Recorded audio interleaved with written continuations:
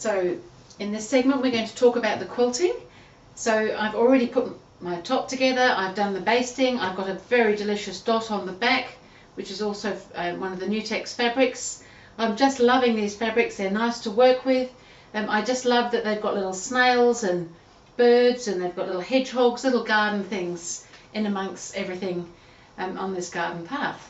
So I thought I'd talk a little bit about how I've basted it. So because I'm quilting on my domestic machine, I pin baste my quilts, and usually you want to work on something being about 4 inches apart, which is about the distance across your hand for your pins. I've used a cotton batting here, which is something else that's quite helpful sometimes with some fabrics, because it helps, the fabric clings to the cotton batting quite nicely, so it doesn't move as much as some of the synthetic ones.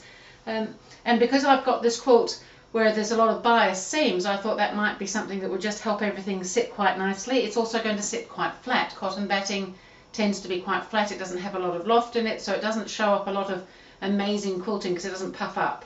However, it's very nice to work with. So I just want to talk a little bit about how I've done the basting. I've made sure that I've basted near the seams and well and truly in between. I had decided already, and if you do know what you're going to do for your quilting, it's a good idea to think about how you're then going to baste your quilt if you're using pins, so that you don't put pins right where you're going to sew the first time. And because I think that if you're going to do some straight line work, you should do that before you do any more decorative work, so that everything is kind of held in place. I had decided that in this narrower strip with the little hedgehogs and butterflies and things on, between the two stripy ones, I will do some straight line work, just following around. I thought I'd do 3 lines of sewing, one close to the stripe each side and then one up the middle. And then I'm going to do some free motion along this area here.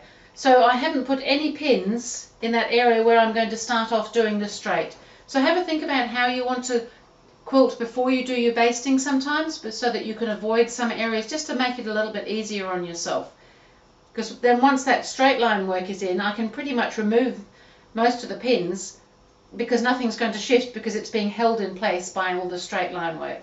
So it is, again, the edges of your quilt are going to be on the bias, so think about whether you put extra pins along the edge, whether you want to do a little holding row of stitching just to stop it from stretching. I think it'll be fine if you pin it enough, and once we get the quilting in, it'll all hold itself nicely in place. So I'm going to go ahead with my walking foot and do my straight line work, and I can show you how I'm going to do some of that.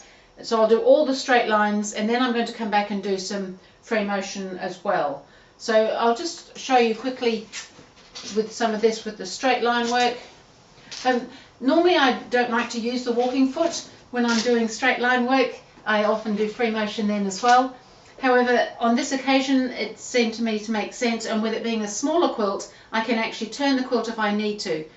One of the reasons I use free motion is because I don't want to have to keep turning the quilt, and I can do that with the free motion. That's almost straight. Hopefully this one will be a little bit straighter.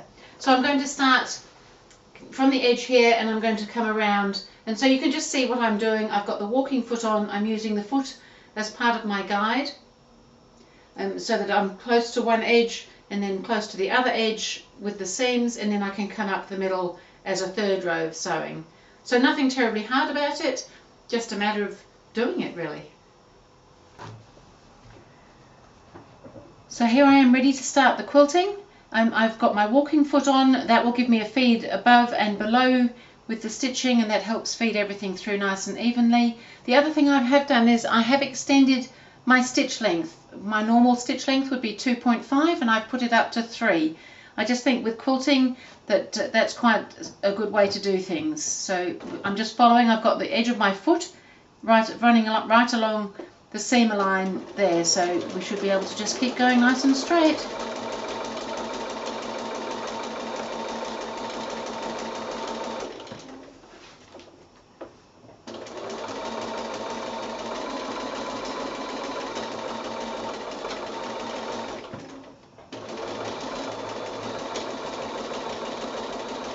The other thing with a walking foot, if you haven't used one a lot, you need to let the walking foot do the work.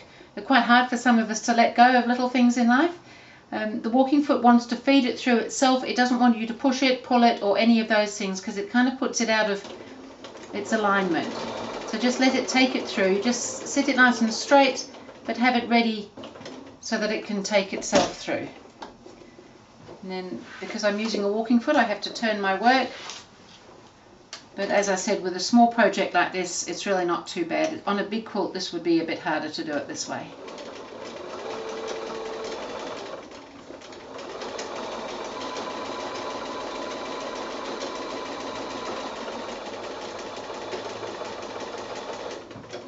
And continue on in the same manner till I've done all the straight work in all these segments of this fabric.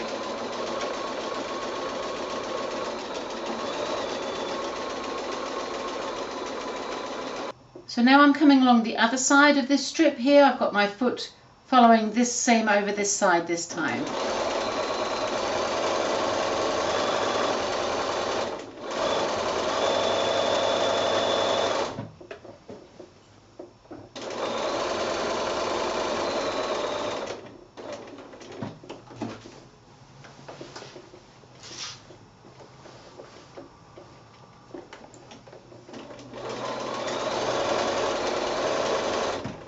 So now I'm coming along doing the center row. I've done the 2 rows either side, and I'm just coming right up the middle, so my foot actually conveniently fits right in that space.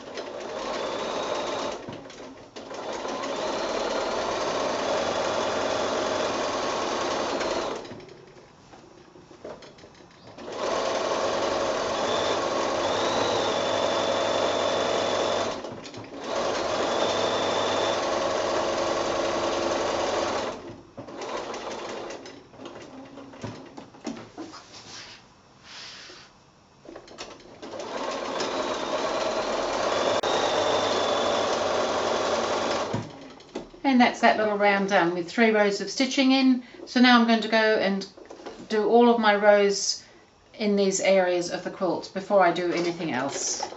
So I've been round and I've done all my straight lines. I've got 3 lines of sewing in all these little areas here, this little one in the center. So now I can take away some of these other pins that are just going to get in my way. In fact, I can probably take them all away. The only ones I would now leave would be the ones around the edge of the quilt, just to hold those edges firm until we get to it. So I'm going to actually, because this is a garden path quilt, I'm actually going to meander along my garden path.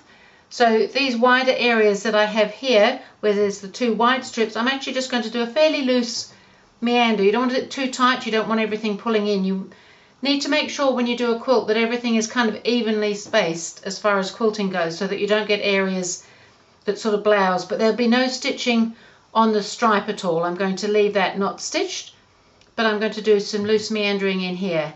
So all these areas of these other fabrics, and so I can take all my pins out, and then I can have a really good go at just free motioning those areas. So I've done a lot of the meandering already, and I'm just going to show you how I'm doing that, a fairly loose meander, as I said, meandering along my garden path.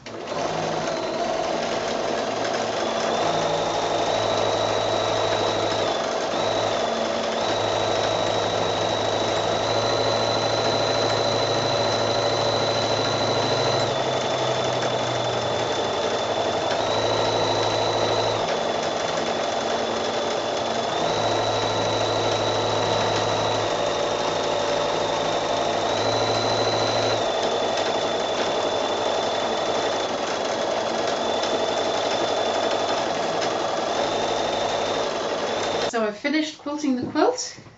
It's looking pretty good. I'm very pleased. It's sitting really nicely. The edges have held well together, so no problems as long as we take a little bit of care with that bias edge. I've been trimming off my edges of my quilt already. I've left one side to trim just to show you how I do all that. So we'll do that now. So for this I just like to use a longer ruler and a little one with a bit of width so that you've got plenty to put your hand on is a good idea. Other than that, I'm just trimming off to give myself a nice straight edge so that I can bind it. So just occasionally you'll get little wobbles with the edge of your quilt. That's fine. We need a straight edge, so we just need to trim off any little tiny imperfections that are there.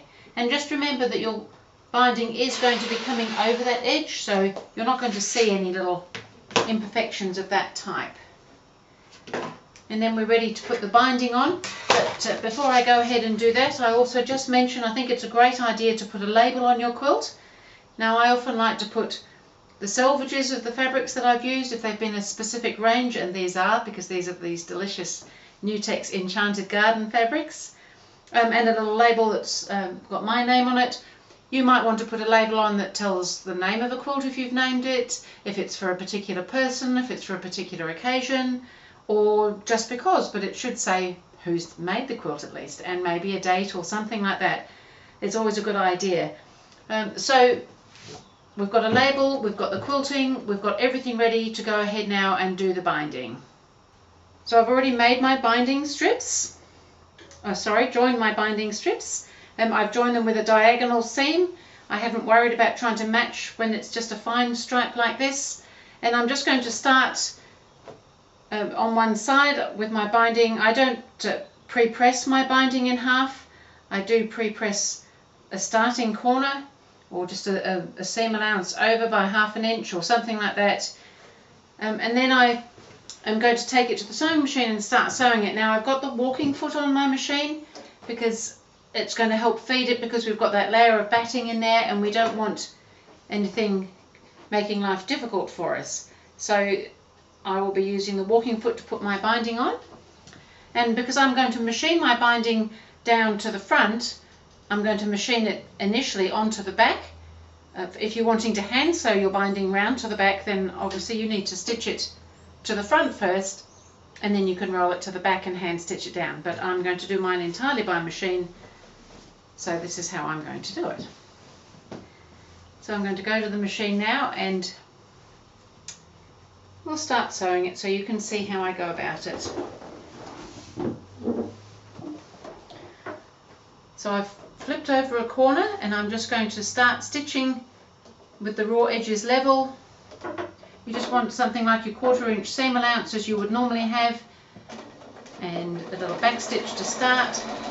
Come along till the end of that fold, or till somewhere around about there,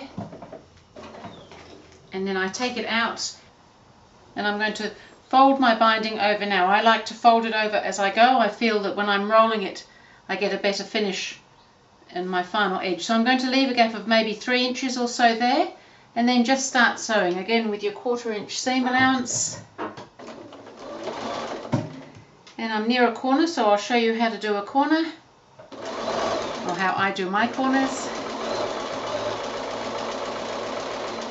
So I'm coming up here, so I'm going to stop 1/4 inch before the corner. If you're not sure about judging that, you can pop a pin in that's 1/4 inch from the edge of the quilt, just so that you know where to stop stitching, and do a little back stitch to finish off at that point.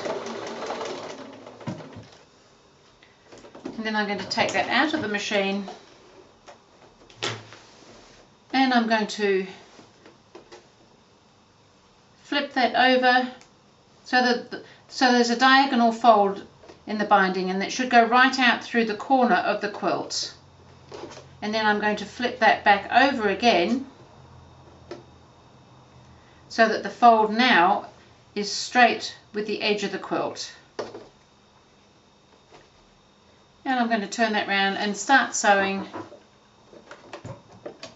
right from the edge there, and go all the way along till I get to the next corner and do the same thing. So one other thing I will mention about sewing bindings on, we don't want our quilt edges to be all wavy. So I always put just a little bit of pressure on the binding strip. You don't want to pull it really tight so that it pulls it in. You don't want it loose so that it goes all floppy. You want it to be just nice and firm. So just a little bit of pressure on that, and then you get a nice firm edge around your quilt rather than a wandering one, which is probably not what we're after.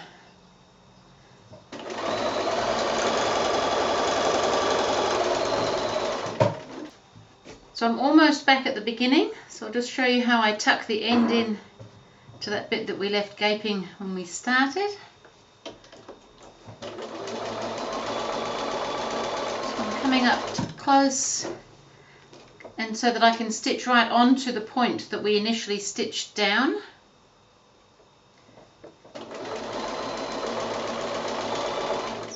there now.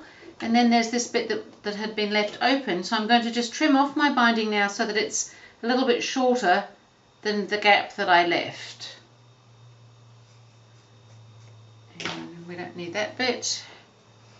And this bit I'm just going to tuck inside there so that everything sits in nice and snug. So now just have to fiddle a little bit to make sure everything's sitting nice and firm still with the binding. And this little piece that comes over here, you could hand slip stitch that closed if you wanted to. I often just leave it because it sits quite well.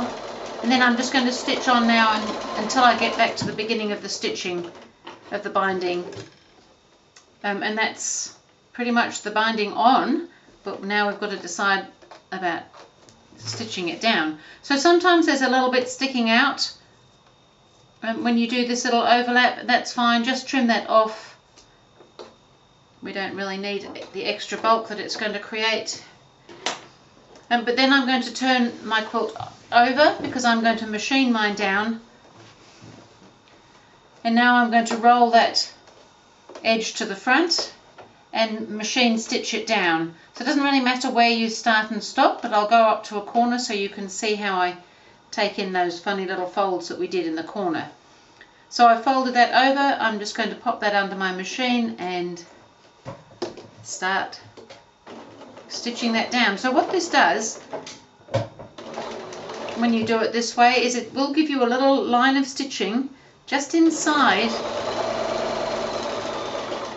where you've attached the binding. For me, that's not a problem. If you're not happy with a little line of stitching there, well then maybe this method is not for you, although nobody actually looks for it unless they're nobody sees it unless they're actually looking for it.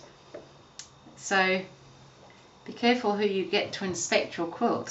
So I'm just stitching close to that folded edge, and I'm coming up to this corner now, and so I'm just going to come up fairly close and then make sure that the fold is coming straight beyond the quilt so that I get a nice folded corner at the end here, and then I'm just going to flip that over so that the folds meet and you end up with this nice little mitre. Now if you're not sure about just holding it while you're coming up to stitch it, that's fine. Pop a little pin in there so that when you get there it's already in place for you. And when you get to the corner, so stitch so that your needle goes into the folded down, so the piece that's coming along the side here, so that you can lift your foot and pivot. And then I just do a couple of little back stitches over that little corner. I just feel that holds it in place nicely, and then I go merrily along my way to the next corner and do the same little maneuver again with the corners, and all the way around till I get back to the beginning where I started sewing, and all the binding will be done, and that'll be it.